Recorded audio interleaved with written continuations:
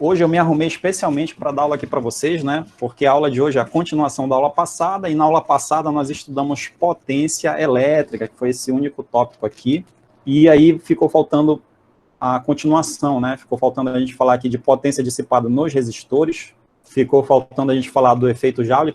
Vamos falar de energia elétrica e consumo de energia elétrica. Bem, o que ficou faltando para a gente estudar na aula de hoje foi sobre a potência dissipada nos resistores. Porque assim, quando a corrente elétrica, quando você liga o resistor na tensão, essa diferença de potencial vai ocasionar uma corrente elétrica, e essa corrente elétrica vai fazer essa dissipação da energia. Então nós temos duas equações, que são as equações que servem para você fazer o cálculo da potência para os resistores. Bem, o resistor ele transforma energia elétrica recebida no circuito em energia térmica. Isso aí a gente chama de efeito Joule, como eu falei várias vezes para vocês, né? Então a potência consumida no resistor é dissipada. Vamos lá, e a gente já tem muitas questões agora, a gente só vai resolver a questão na aula de hoje, viu, gente? Diz assim, um aquecedor de ambiente cuja potência é 800 watts é ligado numa tensão de 110 volts. Qual é o valor da corrente elétrica no resistor? E na letra B ele pergunta qual é o valor da resistência elétrica do resistor. Esses dados aí eu vou anotar aqui nessa outra tela. A potência que ele está te dando lá é 800 watts. Certo? A tensão, ele diz que esse aparelho lá, até esqueci qual é o aparelho, ele é ligado numa tensão de 110 volts, tá? E aí ele pede para você, qual é o valor da corrente elétrica? Bastaria você lembrar do quê? Do π, ó, P-I-U, ó, π. Tá aqui. Só que como a ideia é você calcular a corrente, você vai isolar esse I que está aqui. Você vai organizar a equação jogando esse U que está multiplicando aqui para baixo do P, então, para você calcular a corrente, basta você dividir a potência pela tensão, né? A minha corrente aqui vai ser a potência que eu tenho, 800, dividido pela tensão que também eu tenho aqui, ó, certo? E aí, olha, bora lá dividir, esse zero corta com esse zero, aí vai ficar 80 dividido por 11. 80 dividido por 11, vamos lá, aqui do lado. Vamos chegar no 7,2. Então, a corrente aqui, ela é aproximadamente 7,2 amperes, tá bom, gente? 7,2 amperes. Letra B, qual é o valor da resistência elétrica do resistor? Essa daqui, do valor da resistência elétrica, eu já vou deixar na mão de vocês para fazer. Por quê? Porque a gente vai usar essas duas equações novas que a gente acabou de aprender aqui na aula de hoje, ó. Essas duas aí, tá? Essa daqui e você tem essa daqui, na qual você vai poder calcular o valor da resistência. E essa resistência, eu vou colocar logo aqui a resposta, aproximadamente 15 ohms. Olha essa daí. Aí, gente, diz o seguinte, ó, durante o inverno, o chuveiro elétrico da residência de um eletricista aprendiz não esquenta a água o suficiente para proporcionar aquele banho. Ele resolve, então, duplicar o comprimento do fio metálico. Vou sublinhar isso aqui, porque ele está alterando a resistência do fio que está lá do chuveiro elétrico, né? Que compõe a resistência do chuveiro, pretendendo com isso que ela aqueça mais ainda a mesma quantidade de água. A pergunta que eu faço para vocês podem me responder aqui no chat. Vocês acham que se ele duplicar o comprimento do fio metálico, ele vai conseguir aumentar a resistência, fazendo com que aqueça mais o fio, mais efeito Joule? Vocês acham que isso vai acontecer? A pergunta aí que fica aí é, o eletricista aprendiz consegue seu intento, ou seja, ele consegue realizar esse aquecimento?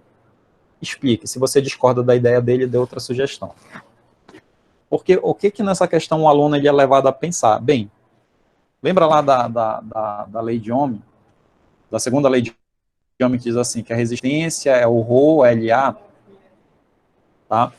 Então, o aluno ele pensa assim, bem, a resistência está associada ao grau de dificuldade da passagem de corrente elétrica. Quanto mais resistência, mais aquecimento, e, portanto, ele vai esquentar mais a água. Então, como é que eu faço para aumentar essa resistência?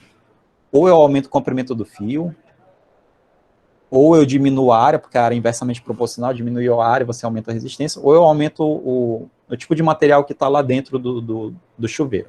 Tá? Isso é um raciocínio errado que um aluno poderia ser levado a pensar.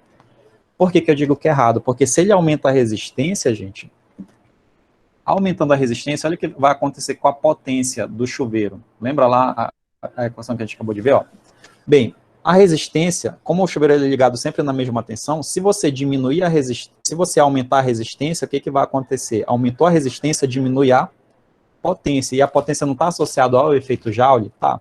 Então, para eu ter um aquecimento muito melhor do meu chuveiro, o que, que eu teria que fazer? Eu teria que diminuir a resistência para que aumentasse o que? A potência. Porque isso é lógico, gente. Diminuindo o comprimento do fio, você vai aumentar a quantidade de corrente elétrica que vai estar passando lá, e aumentando a quantidade de corrente elétrica, você aumenta o valor da potência. Então, nesse caso dessa questão, se você duplicar o comprimento do fio, você não vai conseguir aquecer mais. Você vai fazer com que caia o valor da corrente, que caia o valor da potência. Entendeu isso aí? Entendido isso? Por que, que eu trouxe essa questão de novo? Porque ela é uma questão que pode te induzir ao erro. Então, vamos responder essa questão. Não, por quê? Porque se você aumentar o comprimento do fio, tá? Se você aumentar o comprimento do fio, significa uma maior o quê? Maior resistência, tá? Isso é uma forma de você responder a questão, tá? E quanto maior a resistência, o que, que vai acontecer?